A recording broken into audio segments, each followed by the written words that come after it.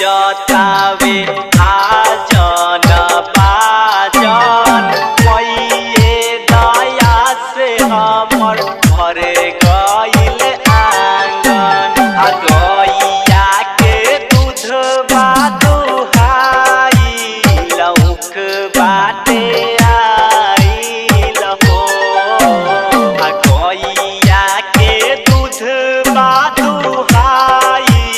लौक बाटे आइल हो चल सखी छठी माई के कोसी भरे न्योता बाटे आइल हो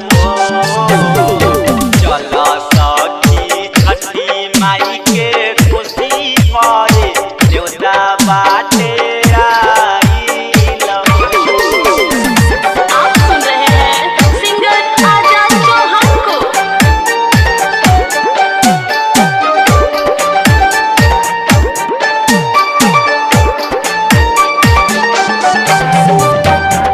बड़ा निक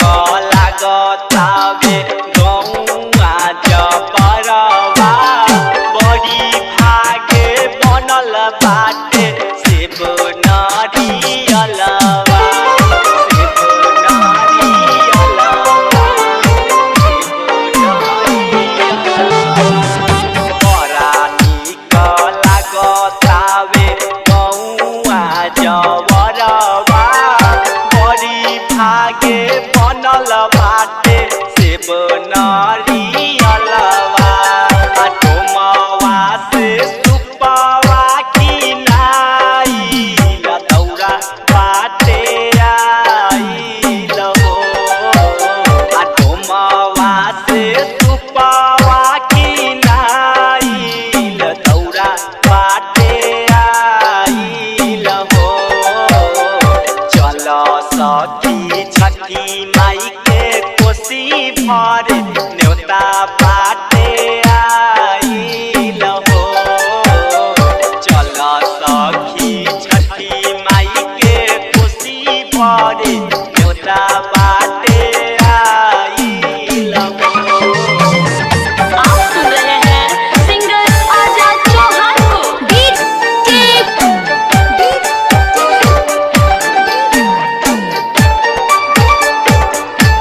राम प्रवेश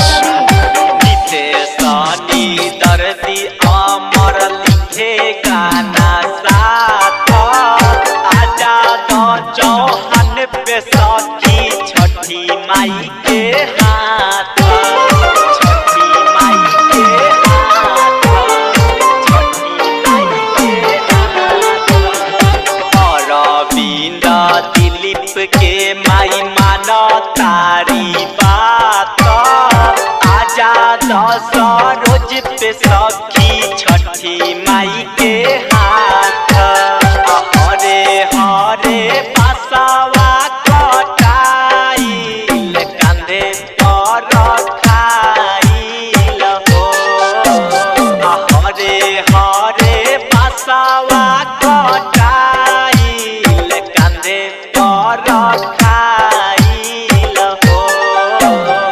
चल सखी छठी माई के कोसी भरे न्योता बाटे आइल हो चल सखी छठी माई के कोसी भरे न्योता बाटे आइल नरेश हो। फतेहपुर वैशाली।